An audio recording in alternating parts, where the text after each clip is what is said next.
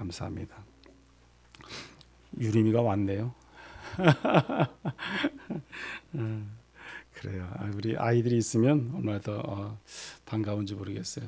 우리 저런 아이들이 어른 예배에 같이 이렇게 와서 예배 드리고 이렇게 1시간 동안 같이 앉아 있는다는 것이 쉬운 게 아니에요. 사실 어렵습니다. 그래서 저는 뭐 아이들이 나가든 뭐든 저는 그건 제가 전혀 상관하지 않습니다. 뒤로 하면 나갈 수도 있고 또 다시 들을 수도 있고 어쨌든 그렇게라도 우리 같이 와서 예배 드릴 수 있다는 것만 얼마나 감사합니까? 너무도 감사합니다. 우리 같이 한번 서로 인사할까요? 축복합니다. 사랑합니다. 고맙습니다. 잘 될 줄 믿습니다. 잘 되고 있습니다. 더 잘 됩니다. 아멘.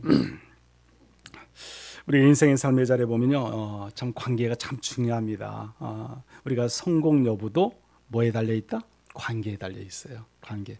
저는 그렇게 생각을 해요. 저는 여러분들 어떻게 생각하는지 모르겠지만 우리 인생의 삶의 자리에 성공 여부가 저는 가장 기본이 관계다 그렇게 생각을 합니다. 인간 관계 또 하나님과의 나의 관계. 근데 가장 어떻게 보니까 밀접한 관계가 인간 관계잖아요. 우리 사람 옆 사람과의 관계, 직장에서든지 또 아니면은 이웃과의 관계, 또 더불어 우리 교회 공동체 안의 성도와의 관계, 이런 관계가 너무너무 중요해요. 저는 정말 중요하다고 생각합니다. 그래서 이 관계를 잘 가지기 위해서는 어떻게 하겠습니까? 내가 좀 양보해야 돼. 내가 좀 손해 봐야 돼. 그러면 관계가 잘 이루어져요. 근데 내가 그 관계를 잘 갖고 싶은데도 내가 손해 볼 줄 모르고 내 양보하지 않으면 그 관계가 잘 이렇게 되지 않습니다. 사실 좀 더 내가 양보할 수 있는 그런 너그러운 마음이 있을 때 관계는 더 잘 되어지게 되어 있습니다. 근데 그 중에서도 가장 중요한 관계는 우리는 뭐예요? 하나님과의 관계거든요. 수평적인 관계도 참 중요합니다. 하지만 수직적인 하나님과의 우리의 관계가 잘 밀접하게 이루어질 때 우리는 뭐가 있어요? 행복이 있어요. 기쁨이 있어요. 즐거움이 있고요. 이 땅의 삶 속에서 우리가 늘 형통한 삶을 살아갈 수 있습니다. 하나님과의 나의 관계가 밀접하게 이루어지는 사람은 어떤 사람이라고 하냐면요, 하나님께 우리는 꼭 손에 붙잡힌 사람이라고 말할 수 있습니다. 하나님의 손에 붙잡힌 사람. 우리가 하나님을 꼭 붙잡고 살아가야 되는데 그 하나님과 나의 밀접한 관계가 이루어지기 위해서는 늘 우리는 하나님 말씀과 기도를 떠나서는 안 되는 거죠. 말씀과 기도 중심, 예배의 중심 속에 살아갈 때 우리는 하나님과 나의 수직적인 그 관계가 잘 이루어지고 살아갈 수 있게 된다는 것입니다. 오늘 저와 여러분이 그런 관계 속에서 늘 하나님께 꼭 붙어있는 그런 삶을 살아가기를 간절히 축원합니다. 여러분의 가정의 자녀들까지도 그렇게 되기를 간절히 축원합니다. 우리가 오늘 본문의 말씀을 보게 되면은 야곱이 이제 임종이 가까워지자 자녀들 12를 다 불렀어요. 루벤 장자를 비롯해서 맨 마지 그 베냐민까지 12아들들은 베냐민까지 다 불러놓고 이제 그들에게 유언과 축복을 예언적인 축복권을 지금 발휘하고 있는 것입니다. 오늘 본문의 49장이 그 말씀이에요. 그래서 보면은 여기 49장 1절 말씀을 한번 볼까요? 1절 말씀을 같이 한번 읽어볼게요. 49장 1절 시작. 야곱이 그 아들들을 불러 이르되 너희는 모이라. 너희가 후일에 당할 일을 내가 너희에게 이르리라. 아멘. 그러면서 이제 여기 보면 3절부터 이제 루벤부터 말을 합니다. 첫째 아들 루벤이거든요.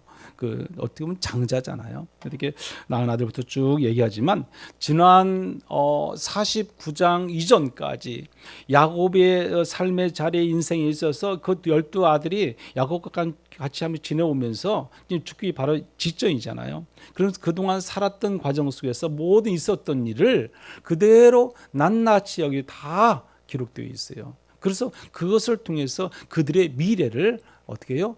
축복해주고 아니면 또 때로는 저주도 하는 거죠. 우리가 어떻게 살아가느냐, 어떻게 우리가 부모에게 효도하느냐, 그것도 참 중요한 것 같아요. 우리 한 가족의 공동체 안에 살아가면서 그 가족의 공동체 속에서 나의 위치, 내가 해야 할 일, 내가 살아가는 과정 속에서 하나님 보시기에 부끄러운 삶이냐 아니냐 얼마나 중요한지 모릅니다. 그 과정 속에서 야곱은 지금 12아들을 앉혀놓고 이제 예언적인 축복을 해주는 것입니다. 그 축복을 받아야죠. 그래서 저주받으면 안 되잖아요. 대표적인 오늘 인물이 누구냐면 두 명이 누구냐면 12아들 중에서 유다와 요셉이에요. 유다와 요셉. 개인적인 유다와 요셉 이거 이제 축복을 받게 되는데 더 나아가서 어떻게 보면 유다 지파와 요셉 지파라 이렇게 나눌 수가 있어요. 이제 개인적으로는 유다하고 요셉일 수 있지만 우리 지파적인 성격을 보게 되면 유다 지파 또한 어떻게 보면 요셉 지파 영적인 장자와 정말 육적인 장자권을 받은 두 지파로 이게 나눠지게 된다는 겁니다. 그것을 오늘 좀 더 자세히 제가 말씀을 드리면은 여기 이 사남이 누구냐면 유다예요. 오늘 여기 첫째 아들이 뭐래 이제 루벤이거든요. 루벤과 시몬과 레위와 유다거든요. 그러니까 루벤이 첫째 아들이면 둘째가 시몬이에요. 또 그다음에 셋째가 레위가 낳고 넷째가 바로 유다라는 거죠. 이 유다를 통해서 이제 하나님께서 이거 넷째에게 영적인 장자권이 물려줍니다. 영적인 장자권. 오늘 여기 제가 이제 뭐 말씀을 띄우진 않지만 8절 이하에 보면은 오늘 49장 8절 이하에 여러분 성경 한번 잠깐 보십시오. 보시면은 여기 말씀들이 있어요. 여기 보면 9절에 보면 유다는 사자 새끼라 했어요. 유다는 사자 새끼라 이렇게 말씀하거든요. 이 사자 새끼라는 것이 뭐겠어요? 이게 바로 왕이라는 거예요. 왕. 사자는 왕을 표현하거든요. 그래서 다윗이 그 후임을 상징하는 이제 왕의 자손부터 나오는 것을 말씀하고 있습니다. 그러면서 여기 보면은 여기 또 보면 10절 후미에 보면 이렇게 말합니다. 그 지팡이가 그를 발사에 떠나지 아니하기를 통치자의 지팡이가 그러니까 하기를 실로가 오시기까지 그랬어요. 실로가 오시기까지는 말은 무슨 말씀이냐면 이거는 평화의 왕으로 오실 누구를 말해요? 예수 그리스도를 말하고 있습니다. 실로가 오시기까지. 그러면 예수님께서 누구를 통해서 어느 지파 어느 자손을 통해서 오는 거예요? 유다 지파. 예수님께서 사실 오실 것은 루벤 지파를 통해서 와야 돼요. 왜? 장자가 루벤이니까. 근데 그 루벤을 통해서 오지 못한다는 거예요. 그럼 누구를 통해서 와? 지금 유다를 통해 넷째 아들을 통해서 온다. 넷째 아들을 통해서. 지금 그것을 말씀하고 있습니다. 그런데 여기 보면 그러나 여기 오늘 본문의 말씀은 누구냐면 11번째 아들이에요. 11번째. 그러면 11째 11번째잖아요. 그 아들이 누구다? 요셉이다. 요셉인데 요셉은요. 육적인 장자권이 주어집니다. 육적인 장자권이. 자, 그러면 유다는 영적인 장자권이 주어지고 이 요셉의 11째에게는 육적인 장자권이 주어진다는 거예요. 장자에게는 여러분, 장자에게는 이 구약 성경에 보면 장자에게는 우리가 차남들이 한 배의 축복을 받았다면 장자는 두 배의 축복을 받는 거예요. 두 배. 오늘날 우리 믿음의 선조들도 그랬잖아요. 장자들한테는 막 재산을 많이 남겨주잖아요. 차남들한테는 조금씩 주고. 법적으로도 그게 좀 그 효력이 있어요. 지금도 보면요. 근데 이 구약 성경에도 보면은 장자들에게는 두 배의 축복을 줘요. 두 배. 그 나머지는 다 한 배. 그렇게 나눠졌었어요. 그러면 루벤이 받아야 할 그 장자의 축복, 육적인 축복을 누가 받는다? 요셉이 받는다는 겁니다. 요셉이. 근데 요셉에게는 두 아들이 있어요. 므낫세와 에브라임이 있어요. 므낫세가 먼저 에브라임이 나중에 났지만은 이 성경에는요 그 순서를 바꿔서요 야곱이 므낫세에게 축복을 더 해줘요. 오른손으로 축복을 해주거든요. 그것이 뭐냐면 이제 그 야곱이 그 살아온 인생의 삶의 자리가 파란만장하잖아요. 그 삶의 자리가 그대로 그 후손에게도 이어지고 있는 거예요. 자기가 또 그렇게 살아왔던 것이 또 이어지거든요. 이제 뭐 그런저런 것을 우리가 볼 때 보면은 어쨌든 야곱이 받은 축복을 다시 후손에게 내려준다는 것 자체만 해도 얼마나 감사한 거겠습니까? 근데 여기 앞서서 우리가 한 장 앞에 좀 이렇게 말씀을 좀 보게 되면은 48장 말씀 속에서 보면은요 이렇게 했어요. 5절 말씀 한번 보세요. 5절 말씀 48장 5절 말씀 한번 같이 한번 읽어볼까요? 시작. 내가 낳은 두 아들 에브라임과 므낫세는 내 것이라 루벤과 시몬처럼 내 것이 될 것이요. 아멘. 여기도 보면 에브라임을 먼저 앞세워서 말을 했어요. 근데 원래는 에브라임이 차자예요. 차자. 므낫세가 장자입니다. 전 지금 누구예요? 요셉의 아들들이에요. 요셉의 아들들. 요셉의 아들이 두 아들이 있는데 므낫세와 에브라임이죠. 근데 이 성경에서 지금 야곱은 누구부터 이름을 앞으로 끄집어내요? 에브라임. 그리고 므낫세. 그리고 손도 엇갈려서 축복권을 해주는 거죠. 그리고 아마도 에브라임에게 오른손이 가는 거고요. 그다음에 오른쪽에 있는 그 므낫세에게 왼손이 간 거죠. 그렇게 축복을 해주게 됩니다. 근데 어쨌든 이 두 아들에게 뭐예요? 지파를 내요. 지파. 그러니까 12지파가 이렇게 내려지는 거예요. 12지파가요. 그래서 이 그 12지파 속에서 에브라임과 므낫세 지파에게 축복을 주시는 거예요. 그러니까 그 두 지파에게 축복을 주는 거죠. 장자의 육적인 축복을 누가 받았어요? 요셉이 받은 거예요. 요셉의 두 아들이 두 배의 축복을, 요셉은 한 사람이지만 원래는 요셉이 받아야 할 축복을 누가 받았어요? 에브라임과 므낫세가 받았으니까 축복을 두 배를 받은 거죠. 결국 육적인 축복은 누가 받았다? 장자권은 누구에게 있다? 요셉에게 있는 거죠. 요셉. 이렇게 분명히 성경에 이렇게 나눠져 있는 것을 볼 수 있습니다. 그리고 야곱은 요셉을 축복하며 기도하는 내용이 과연 무엇일까? 오늘 본문의 말씀에 있어서 아주 핵심적인 말씀이 22절의 말씀이에요. 우리 22절 말씀 한번 같이 읽어보겠습니다. 요셉은 무성한 가지 곧 샘 곁에 무성한 가지라 그 가지가 담을 넘었도다. 아멘. 요셉은 무성한 가지라고 그래요. 그래서 여기 보면 세 가지로 이렇게 말씀을 나눌 수 있는데 그 가지는 샘 곁에 있다는 거예요. 샘 곁에, 물가에 곁에 있다. 또 하나는 그리고 그게 아주 무성하다, 풍성하다, 많다는 것이고 또 하나 더 말하면 나가 뭘 했다? 담을 넘었다. 담을 넘었다. 축복이죠, 축복. 이스라엘이라는 나라는요, 정말 광야의 광야. 진짜 풀 한 포기가 제대로 자랄 수 없는 그런 곳이 많아요. 오아시스 같은 그런 광야와 같은 곳이 많은 곳이 이스라엘이라는 거죠. 그런 나라인데 샘이 있다? 그건 오아시스죠, 오아시스. 샘이 있다? 그것은 내가 사는 거죠. 샘이 있다 그러면 그것은 축복이죠, 축복. 그런데 그 축복이 어떻게 풍성해요. 풍성한 뿐만 아니라 그 축복이 담을 넘었어요. 담을 넘었어요. 그게 요셉에게 주어진 야곱이 말하는 축복임을 우리가 알 수 있습니다.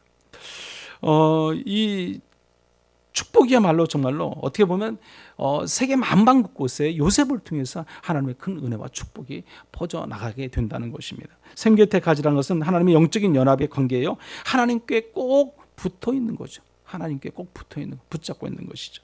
그러니까 물을 공급받을 수 있다는 것입니다. 이것은 하나님과 연결된 신령한 은혜의 공급임을 우리가 말할 수 있습니다. 샘 곁에 있는 나무는요, 정말 풍성할 수밖에 없어요, 여러분. 어디든지 가보세요.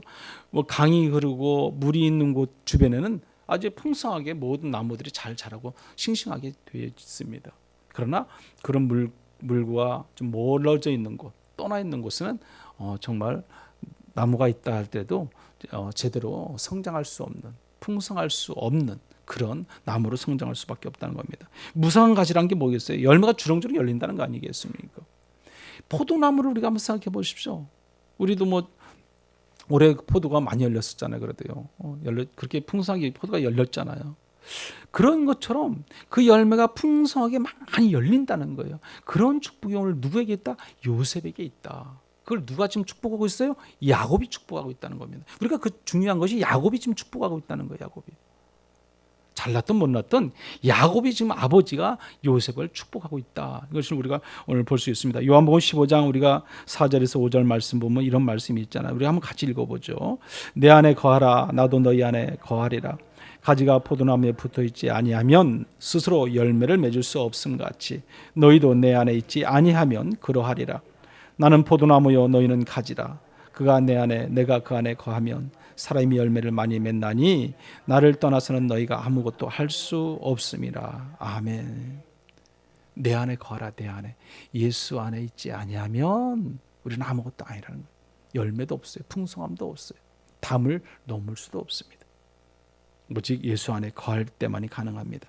여러분, 가지가 할 수 있는 최소는 무엇일까요? 가지에서 떨어져 나가지 않도록 우리는 꼭 그 가지를 붙잡고 있는 것이 그게 최선의 방법. 그렇다면 다시 말씀드리면 우리는 하나님을 꼭 붙잡고 있는 거예요. 하나님을 떠나서는 안 되는 거죠. 그게 바로 뭐예요? 샘이에요. 샘가라는 거죠. 우리는 거기에 뭘 내려야 돼요? 뿌리를 내려야 돼요. 뿌리를. 어떻게든 어떤 방법이든 간에 우리는 그 뿌리를 내서 그 샘 곁에 가 있어야 되는 거죠. 그래야 우리가 뭐 한다? 산다는 겁니다. 우리가 살기 위해서는 그 방법밖에 없습니다.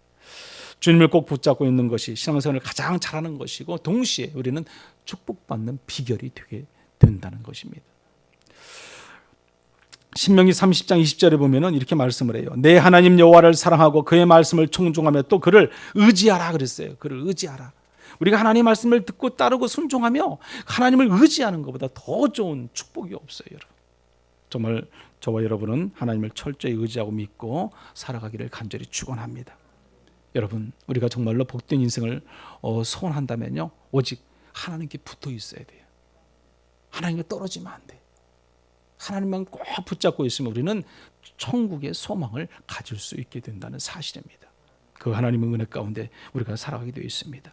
그게 바로 무성한 가지예요. 무성한 가지는 구체적으로 풍성한 축복을 의미하지 않습니까? 생곁에 있으니까 풍성한 열매를 맺게 되는, 그래서 땅속에 뿌리를 깊이 내리게 되면 결국에는 풍성일 수밖에 없고 무성한 가지를 통해서 또 많은 열매를 맺힐 수밖에 없게 된다는 것입니다. 담장을 여기 보면 이렇게 말하거든요. 담을 넘었도다. 22절 후에 말씀합니다. 담을 넘었다. 여러분, 내 안에 있는 것도 풍성한데 그 담을 넘어서 또 담 밖에 있는 많은 이들에게 또 베풀고 나누고 사랑을 전하게 된다는 것입니다. 그런 자가 누구예요? 요셉이라는 거예요. 요셉을 말씀하고 있습니다. 그 가지가 담을 넘었다는 것입니다. 요셉은 하나님께 붙어 있음을 통해서 많은 축복을 받았잖아요. 그 받은 축복을 가지고 혼자만이 그것을 누리지 않았어요. 또 많은 이들에게 베풀고 나누면서 사랑을 전하고 살아갔던 게 요셉이었던 것을 우리가 알 수 있습니다. 그러나 자기 혼자 먹고 끝내지 않고 사방으로 흘려보냈던 것이 요셉인데 그 동족들을 향해서 또 많은 수없이 많은 사람들을 향해서 베풀고 나누고, 또 애굽에 있을 때는요 7년 대환란이 있을 때 어땠습니까? 이 주변 이웃 국가 나라들, 자기 가족뿐만 아니라 모든 이에게 베풀고 나누었습니다. 그게 누구다? 요셉의 손길이라는 것이죠. 하나님의 역사하심과 하나님의 은총이 있기 때문에 요셉은 이렇게 할 수 있었다는 것입니다. 우리가 잠언서 11장 24절에 보면 이렇게 말합니다. 같이 한번 읽어보죠. 흩어 구제하여도 더욱 부하게 되는 일이 있나니 과도히 아껴도 가난하게 될 뿐이라. 아멘. 우리가 베풀고 나눠주면 더 많아진다는 거예요. 그러나 그걸 아끼고 내가 나 혼자만 그러다 보면 내가 베풀지 않는 손길이라면 어떻게 여기 말씀하는 게 뭡니까? 더욱더 가난하게 될 뿐이다, 이렇게 말씀을 합니다. 여러분, 우리가 있다면 베풀고 나누는 것이 더 하나님의 축복인 줄 믿습니다. 우리가 물이 고여 있으면 썩잖아요. 썩게 놔둬서는 안 되죠. 흘러가게 해야죠. 물이 많아서 꼭 흘러가는 것이 아니에요, 여러분. 물이 적어도 흘러가는 거예요. 그렇잖아요. 적든 많든 물은 흘러가야 됩니다. 우리의 삶의 자리도 마찬가지입니다. 흘러가게 할 때 하나님의 크신 은혜와 축복이 있을 줄 믿습니다. 다윗도요 자신의 경험에 비추어서 이렇게 증언했어요. 시편 37편 25절 26절 말씀인데 한번 읽어보시죠. 내가 어려서부터 늙기까지 의인이 버림을 당하거나 그의 자손이 걸식함을 보지 못하였도다. 그는 종일토록 은혜를 베풀고 꾸어주니 그의 자손이 복을 받는도다. 아멘. 여기서 의인이 누구겠어요? 의인이 하나님의 말씀대로 기도하며 살아가는, 그는 예배의 삶을 살아가는 성도의 성도. 오늘 저와 여러분이라는 겁니다. 그런 의인으로서 늘 베풀고 나누는, 축복받는, 자손의 복을 받는 여러분들 되시길 간절히 축원합니다. 여러분이 가장 복되고 아름다운 인생이 되기를 소원하십니까? 여러분의 자손도 그렇게 되기를 소원하십니까? 그렇다면요, 여러분 하나님 꼭 붙잡고 사십시오. 아버지가, 어머니가 하나님을 붙잡고 살아갈 때 자녀들은요 당연히 따라오는 것이 복이에요. 복, 은혜와 축복이 있습니다. 부모가 부모 역할을 잘 하는 것이 얼마나 중요한지 모릅니다. 야곱이 요셉과 그 자손에게 축복대로 그 샘 곁에 무성한 가지를 남겼던 것은 오직 하나님 붙잡고 살았던 야곱이었고, 야곱이 하나님을 떠나지 않았던 것과 요셉이 동시에 또 하나님을 떠나지 않고 살아갔던 그런 신앙이 있었기 때문에 그렇습니다. 우리의 삶의 자리가 때로는 고난과 역경과 환란이 있어요. 야곱도 얼마나 그 파란만장한 삶이 있었습니까? 20년이라는 그 라반의 집에 가서 얼마나 고생을 했어요. 또 속고 또 속잖아요. 그것을 왜 야곱이 계속 속았습니까? 자기가 그 에서 형을 속였으니까 그래요. 속였기 때문에 거기서 동일하게 또 그 삼촌에게 또 속는 거예요. 그럼 우리는 절대로 누구를 속이고 누구에게 아픔을 주고 상처를 주고 힘들게 하고 어려움을 주고 그건 하지 말아야 돼요. 반드시 내가 다시 돌아오게 돼 있어요. 야곱이 그런 삶의 자리 어려운 가운데도 한 가지 지킨 것이 뭐냐면 하나님을 떠나지 않았어요. 하나님을 떠나지 않았어요. 늘 하나님 붙잡고 살았어요. 하나님 붙잡고. 그게 야곱이에요. 근데 그의 아들 요셉 또한 동일하게 하나님과 더불어 살아갔다는 겁니다. 오직 하나님밖에 몰랐고요. 요셉은 더욱더 그 아버지보다 더 열심히 오직 하나님을 붙잡고 살았어요. 그래서 창세기 보면은요, 하나님을 떠나지 않고 살았던 요셉은 뭐라고 말씀합니까? 창세기 39장 2절에 보면 이렇게 말하잖아요. 같이 한번 읽어보시죠. 여호와께서 요셉과 함께 하심으로 그가 형통한 자가 되어 그의 주인 애굽 사람의 집에 있으니. 아멘. 39장 21절입니다. 여호와께서 요셉과 함께 하시고 그에게 인자를 더하사 간수장에게 은혜를 받게 하심에. 아멘. 여호와께서 함께하는 자는 요셉이었어요. 요셉이요. 왜 하나님께서 요셉과 함께 했겠습니까? 요셉이 하나님을 떠나지 않았기 때문이었어요. 옥중에 있어도요, 이루 말할 수 있는 고난과 고통 속에 있었지만은 아무런 미래가 보이지 않는 그런 곳에 있었지만 요셉은 누굴 떠나지 않았어요? 하나님. 오늘날 우리의 삶의 자리 보면요, 여러 가지 많은 어려움이 있잖아요. 우리가 근심 걱정 염려할 것들이 얼마나 많습니까? 우리가 감당하지 못할 막 짓누르는 그런 일들도 많이 있어요. 그때마다 우리가 힘들다고 어렵다고 다 하나님을 떠나면 어떻게 되겠어요? 요셉과 같이, 야곱과 같이 어려운 환경과 여건 속에 있지만은 하나님을 떠나지 않는 것이 우리가 복받는 비결인 줄 믿습니다. 하나님을 의지해야 돼. 끝까지 하나님을 붙잡고 살아야 돼. 그리하면 자자손손이 하나님의 은혜와 축복이 있을 줄 믿습니다. 오늘 본문의 야곱이요, 하나님과 항상 함께하면서 아들 요셉에게 축복 기도를 하고 있는 것이 오늘 본문이거든요. 여기 보면 이 축복권을 요셉에게 바로 그 축복을 물려주는 것을 볼 수 있어요. 25절 말씀도 보면 이렇게 말합니다. 우리 25절 말씀도 참 중요한 말씀인데 한번 같이 읽어보죠. 시작. 내 아버지의 하나님께로 말미암나니 그가 너를 도우실 것이요 전능자로 말미암나니 그가 내게 복을 주실 것이라. 위로 하늘의 복과 아래로 깊은 샘의 복과 젖먹이는 복과 태의 복이 이리로다. 아멘. 여기 보면은 하늘의 복은 무엇을 말하고 있습니까? 뭐 비라든지 햇빛이라든지 공기라든지 우리에게 수없이 자연에 내려주는 그런 축복이 있지 않습니까? 또 여기 보면 아래에 보면 무엇을 말하겠습니까? 물의 근원 샘의 원천을 말하죠. 물의 근원 샘의 원천. 우리 물이 없으면 살 수 없습니다. 이스라엘과 같은 우기가 짧고 건기가 많은 그런 나라에는요, 물이 얼마나 소중한지 몰라요. 정말 물이 얼마나 소중한지 몰라요. 물만 있으면 거기는요 뭐든지 다 이룰 수 있을 거예요. 근데 물이 없기 때문에 그 수없이 많은 땅들을 다 버리고 살아가는 거예요. 사막이 아니라도요, 그냥 우리가 사막만 땅을 버리는 것이 아니라요, 이스라엘이라는 그 지역은 좀 더 다른 지형이거든요. 거기는 사막만 있는 것이 아니라 사막도 있지만 뭐가 있어요? 광야가 있어요. 광야. 이스라엘 민족이 40년 광야 생활 속에서 이렇게 물 하나 제대로 구할 수 없는 힘든 가운데 살았잖아요. 그런 광야가 이스라엘이라는 나라는 땅에 수없이 있다는 거죠. 그러면 그들이 먹고 살 수 있는 옥토와 같은 땅은 불과 얼마 안 되는 거예요. 불과 얼마 안 된다는 거죠. 우리나라 뭐 경기도 강원도 땅 정도밖에 안 되는 이스라엘은 땅이거든요. 그런데 그 정도 땅 속에서도 뭐 그러니까 우리가 눈에 볼 수 있잖아. 뭐 여기 옥토, 여기는 뭐 그냥 광야, 여기는 사막, 그렇게 나눠져 있다는 거죠. 근데 그런 곳에 물이 샘이 있다. 그건 정말 얼마나 반가운 오아시스 같은 것입니까? 그 물만 있으면요, 그들은 살 수가 있습니다. 물이 없기 때문에 그런 또 어려운 가운데 있는 것입니다. 그리고 여기 보면 여기 후미에 뭐라고 말씀하면 젖먹이는 복과 태의 복이로다 이렇게 말씀하는데, 이것은요 짐승과 자손의 번성하는 복을 가리키는데, 짐승이 새끼를 낳는 것도 또 사람이 자식을 낳는 것도 모두가 하나님의 보다 은혜다는 거예요. 하나님의 은혜로 축복해 주신다는 겁니다. 특히 고대 농경사에서요, 그들은요 그들의 신이 대부분이 어떤 신이냐면요, 이런 그 자손, 번창, 다산의 신이 다산, 그런 축복의 신을 그들은 섬겼어요. 그냥 자기들 자손이 잘 되기를 위해서 자손을 많이 낳는 것, 그런 것을 통해서 그들이 어떤 그 우상들을 섬기고 했던 것을 알 수 있습니다. 그런데 여기도 오늘 뭘 말씀합니까? 그 다산의 축복을 말씀하고 있습니다. 하늘의 복은 1차적으로 샘의 원천이잖아요. 샘의 원천인데 영적으로 보면 신령한 복을 암시하는 거예요. 그래서 이 신약에 와서는 그것을 어떻게 비유하냐면 이렇게 말을 합니다. 요한복음 4장 14절에 보면은 우리가 한번 같이 읽어보죠. 내가 주는 물을 마시는 자는 영원히 목마르지 아니하리니 내가 주는 물은 그 속에서 영생하도록 솟아나는 샘물이 되리라. 아멘. 우리가 영생의 샘물을 마셔야 하잖아요.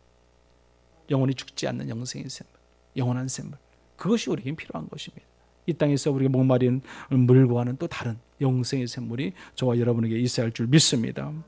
게다가 오늘 26절의 말씀 보면 어떤 말씀이냐면 이런 말씀이에요. 우리 한번 26절도 같이 한번 읽어보겠습니다.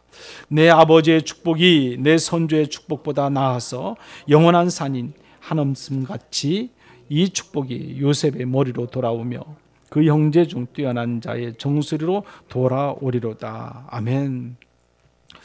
우리는 부모 입장에서 나보다 자손들이 더 잘 되는 것을 모든 부모라면 다 소원하고 있습니다.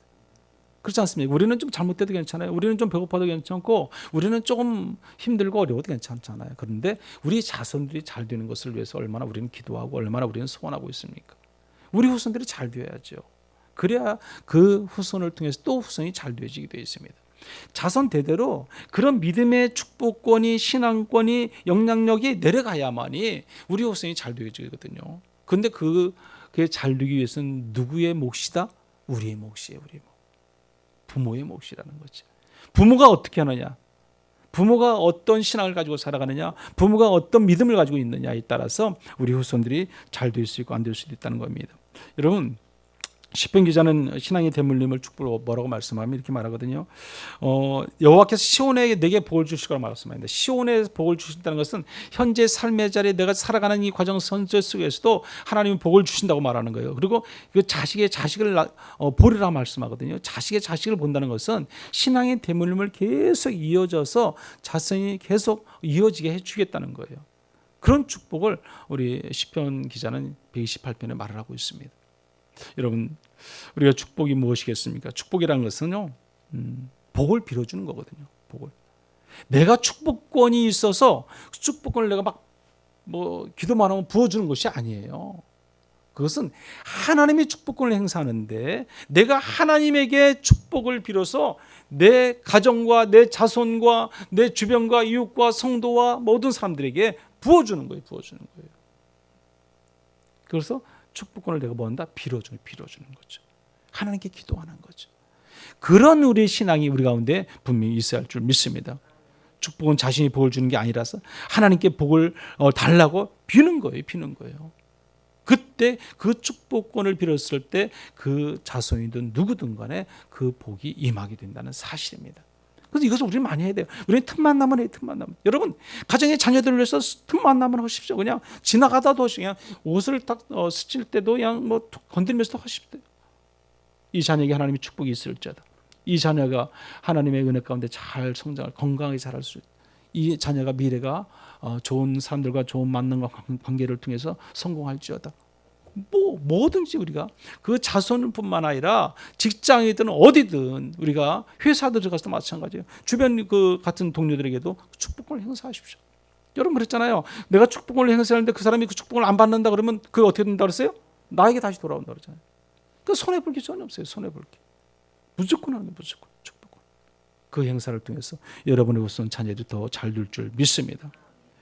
우리가 복을 빌어주는 사람이 얼마나 많은 것을 소유했느냐, 내가 얼마나 건강하냐, 내가 얼마나 능력이 있느냐, 내가 얼마나 또 가지고 있느냐, 믿음이 크냐 작으냐, 그게 아니에요. 그게 아니에요, 여러분. 내 믿음이 적을 수도 있어요. 내가 하나님 보시기에 부끄러운 자가 있을 수도 있어요. 하지만 나는 누구의 부모잖아요. 부모는 자녀에게 축복권을 행사할 자격이 있어요. 비록 내 믿음이 연약한 믿음이고 하나님 보시기에 좀 부끄러운 믿음이라 할지라도 장자권의 축복권이 부모에겐 분명히 있다는 거예요, 여러분. 그래서 우리는 늘 어떤 경우든 그 축복권을 행사해야 돼요. 그 행사한 사람이 누구예요? 오늘? 야곱이에요. 야곱. 여러분, 야곱이 잘났습니까? 어떻게 보면 야곱이 참 못난 사람이에요, 여러분요. 그런 사람이거든요, 야곱이요. 아브라함보다 야곱이 잘났습니까? 아니면 이삭보다 잘났습니까? 아니에요. 믿음의 조상보다 아브라함을 때서 모든 믿음의 조상들 쫙 나열해 놓고 봤을 때 누가 여기서 제일 못났나 그러면 야곱이에요, 여러분. 어떻게 보면요. 그런 야곱인데 하나님을 떠나지 않고 하나님 꼭 붙잡고 살았던 그 야곱이 이게도 하나님께서 뭘 주냐? 축복을 주시는 거죠. 그래서 그 후손이 잘 될 수 있도록 그 후손을 통해서 하나님 놀라운 하나님의 신앙의 대물림을 이어져 갈 수 있도록 하는 것이 야곱임을 우리가 알 수 있습니다. 여러분, 오늘날 현대인들의 필수품 중에 가장 중요한 것 중 하나 꼽으라면 여러분 뭘 꼽겠어요? 권사님이 정확하게 맞아요, 여러분. 우리 핸드폰 없으면 못 살아요, 못 살아. 저도 늘 핸드폰이 손에 있든지 아니면 호주머니 속에 있든지 어디 제 몸에서 떨어지지 않아요. 제 몸에서 떨어지는 날이 거의 없어요. 정말 1년에 한두 번 어딜 가더라도 깜빡했을 때. 그렇지 않고는 거의 안 떨어집니다. 핸드폰이 우리에게는 얼마나 중요한지 몰라요. 그렇지 않습니까? 우리 일상생활에서 핸드폰만 있으면 다 되잖아요. 뭐 온라인부터 시작해서 뭐든 뭐 돈도 붙일 수도 있고 또 뭐 찾을 수도 있는 것이고 또 그뿐만 아니라 뭐 우리가 인터넷을 통해서 무엇이든지 우리가 뭐 확인할 수도 있고 어떤 정보를 찾을 수도 있고 누군가 또 뭔가를 보낼 수도 있고 뭐 지나가다가 예쁜 풍경이 있으면 사진도 찍기도 하고 핸드폰이 다양하잖아요. 다양해. 핸드폰 하나 있으면 요즘 뭐든지 다 되는 거예요. 그런 시대가 왔어요, 여러분. 그래서 핸드폰 하나, 여러분 어디 나가다가 핸드폰 안 가지고 가면 어때요? 불안하잖아요. 불안해. 그러지 않습니까? 요즘은 그런 시대가 됐다니까요. 핸드폰이 없으면 이거 뭔가 불안한, 혹시라도 무슨 사고 나면 어떡하지? 이제 그런 시대가 됐다는 거죠. 그 정도로 핸드폰이 없으면 안 돼. 근데 여러분, 그 핸드폰을 통해서 내가 어떤 정보를 취득하고 뭔가를 일하려면은 그 핸드폰과 인터넷에 접속이 돼야 되는 거예요. 그것이 인터넷망이 연결이 안 되면은 무용지물인 거죠. 내가 돈을 누구한테 보내고 싶어도 보낼 수가 없어요. 그래서 늘 그 핸드폰이 어떤 데이터를 통해서 접속해서 사용하게 되어 있습니다. 연결이 돼야 돼, 연결이 안 되면은 그 인터넷과 연결이 안 되면 우리는 사용할 수 없게 된다는 겁니다. 무용지물이에요. 마찬가지로요. 우리가 하나님과의 우리 관계가 연결이 돼야 돼요. 하나님을 우리가 손을 꼭 붙잡지 않으면은 하나님과 떨어져 있으면은 지금 우리가 핸드폰을 가지고 있지만 인터넷이 안 되는 거랑 똑같은 거예요, 여러분. 그렇지 않습니까? 내가 하나님을 알아요. 하나님을 알고 있어요. 믿어요. 그래서 일주일에 한번 교회에 와서 예배드려요. 또 수요일, 금요일, 새벽 주일점에 차차 예배드려요. 근데 그것이 전부가 아니라는 사실입니다.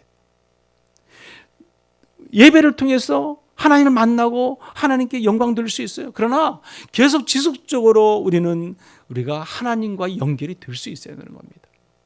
내가 일주일에 3번 와서 예배 드렸으니까 됐지. 아니라는 거예요, 여러분.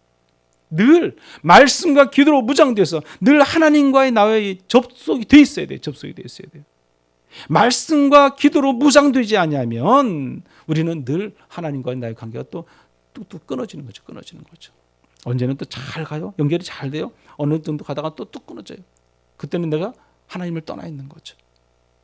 하나님과 멀리 있는 거죠. 우리는 늘 하나님 곁에 있어야 돼요. 여러분, 저도요, 핸드폰 잘 때도 제 머리 왼쪽 머리 맡에 있어요. 핸드폰이 오른쪽 머리 맡에. 제가 완전히 비서 역할 하잖아요. 여러분도 안 그러세요? 3시 40분이면 정확하게 저를 딱 깨워줘요. 3시 40분이면. 정말 그런 비서도 없어요. 정말. 그렇지 않습니까? 얼마나 소중해요. 저 그래서 그 핸드폰 소중하게 다룹니다. 사실. 그 정도로 24시간 저와 같이 하잖아요. 여러분, 하나님도 24시간 저와 여러분과 같이 해야 할 줄 믿습니다. 말씀을 떠나지 않고 기도를 떠나지 않고 늘 예배 생활을 떠나지 않게 되면 하나님과 우리가 영적으로 늘 그런 은혜 가운데 살아갈 줄 믿습니다. 우리가 그런 신앙, 그런 믿음이 저와 여러분 가운데 있어야 할 줄 믿습니다. 말씀을 맺겠습니다.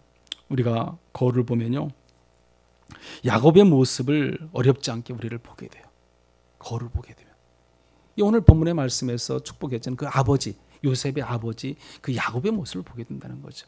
그의 이기심과 그의 자만심과 어떻게 보면 그 형 에서를 또 속이는 그 사기성과 이로 말할 수 없는 그 욕심이 끝없지 않습니까? 그 야곱은요. 그런 모습이 오늘 누구한테 있다? 오늘 우리에게 있습니다. 그러나 야곱은요, 장자권의 축복권이 있었어요. 야곱과 마찬가지로 오늘 우리도 장자권의 축복권이 있습니다. 오늘 성경에 보면 이렇게 말을 해요. 여기 오늘 26절 한번 더 보세요. 26절 말씀 보면은 이렇게 말합니다. 내 아버지의 축복이 그랬어요. 내 아버지의 축복이라는 건 뭐냐면 내 아버지가 누굴 말하냐면요, 야곱을 말하는 거예요. 지금 야곱, 요셉에게 말하는 거기 때문에 내 아버지의 축복인가. 내가 그거가 지금 그거예요. 그러면 여기 보면 내 선조의 축복보다 나아서 그랬어요. 선조의 축복보다 낫다고 말해요. 누가요? 야곱이에요. 지금 여러분. 뭘 말씀하고 있습니까? 아까 제가 말씀드렸잖아요. 믿음의 선조들 아브라함부터 쭉 나열해 놓고 고르라면 야곱을 맨 나중에 고르죠. 제일 믿음이 없는 사람이 야곱이죠. 어떻게 보면요. 그런데 여기서 지금 말하는 건 뭘 말합니까? 아버지로서의 축복권, 장자권의 축복권을 행사에 대해서는 그 야곱이 가장 우수하다는 거예요, 여러분. 가장 낫다는 거예요. 어느 선조도 어느 누구도 그런 축복권을 행사할 수 없는 겁니다. 누가 해줘야 해요? 부모가 자녀에게 축복권을 행사. 비록 우리의 믿음이 부족해요. 비록 하나님 보시기에 우리가 온전한 신앙, 온전한 믿음을 가지고 살아가지 못할 수도 있어요. 온전한 예배를 드릴 수 없을 수도 있어요. 말씀 가운데, 기도 가운데 늘 살지 못할 수도 있어요. 하지만 그래도 하나님을 떠나지 않고 늘 위해 살아가는 믿음을 가지고 살아가는 우리는 그 자녀들에게 선한 영향력을 끼칠 수 있는 축복권이 누구에게 있다? 아버지, 어머니에게 있다는 겁니다. 여러분이 늘 그 자손들을 위해서 늘 축복권을 행사해 주시기 바랍니다. 그 가운데 하나님 놀라운 구원의 역사가 있을 줄 믿습니다. 오늘 부모들은 축복권은 그 누구의 축복권보다 값지고 소중하고 복된 것입니다. 여러분들은 장자의 축복권을 통해서 자녀들을 위해서 늘 기도하십시오. 기도한 대로 하나님 놀라운 은혜와 역사가 일어날 줄 믿습니다. 야곱과 요셉과 같이 항상 하나님을 떠나지 않고 꼭 하나님 붙잡고 나아가면서 우리가 그 축복권을 가지고 자녀들에게 행사하시기 바랍니다. 그 가운데 하나님 놀라운 가정의 축복이 있을 줄 믿습니다. 그런 가정들이 되시기를 간절히 축원합니다. 고마우신 하나님, 참으로 감사를 드립니다. 오늘도 주님